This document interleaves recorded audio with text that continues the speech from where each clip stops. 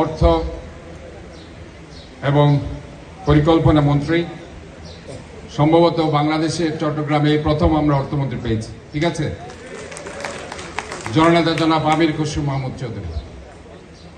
আজকে এখানে উপস্থিত আছেন মাননীয় প্রতিমন্ত্রী মীর হেলাল, মাননীয় সংসদ সদস্য জনাব আবু সুফিয়ান,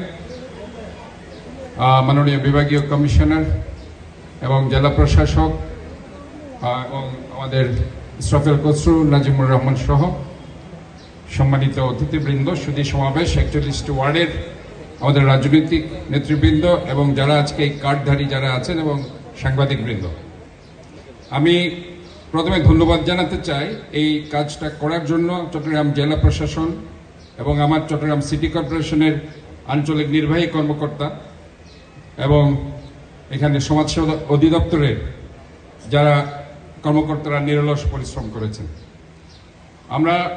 আপনারা জানেন যে এই 16 মাসে আমরা কিছু টিসিবি ফ্যামিলি কার্ড দিয়েছি, যেখানে বয়স্ক ভাতা, বিধবা ভাতা এবং নিত্য প্রয়োজনীয় দ্রব্যের 50%, 40% ডিসকাউন্ট আমরা এই কার্ডটা আমরা দিয়েছি। প্রায় 4 লক্ষ পরিবার সে কার্ডগুলো করা হয়েছে, 3 লক্ষ পরিবার পেয়েছে, আর 1 লক্ষ পরিবার বাকি আছে।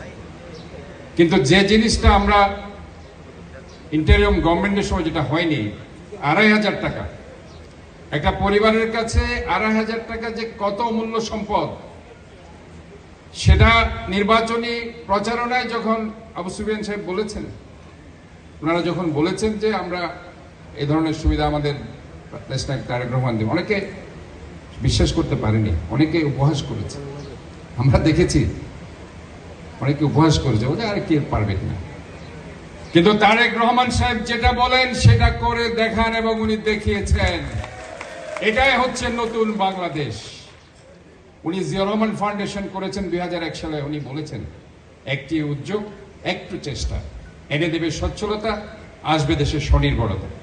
এই স্বনির্ভরতার মধ্যে উনি একটা আত্মনির্ভরশীল আমাদের নারী গোষ্ঠীকে করার জন্য ওনার যে প্রচেষ্টা, ইনশাআল্লাহ সেটা বাস্তবায়ন করে দেখিয়েছেন চট্টগ্রামের সুযোগ্য সন্তান আমাদের সম্মানিত অর্থমন্ত্রী জননেতা জনাব আমির খসরু মাহমুদ চৌধুরী, এই পতেঙ্গার 41 নং ওয়ার্ডে।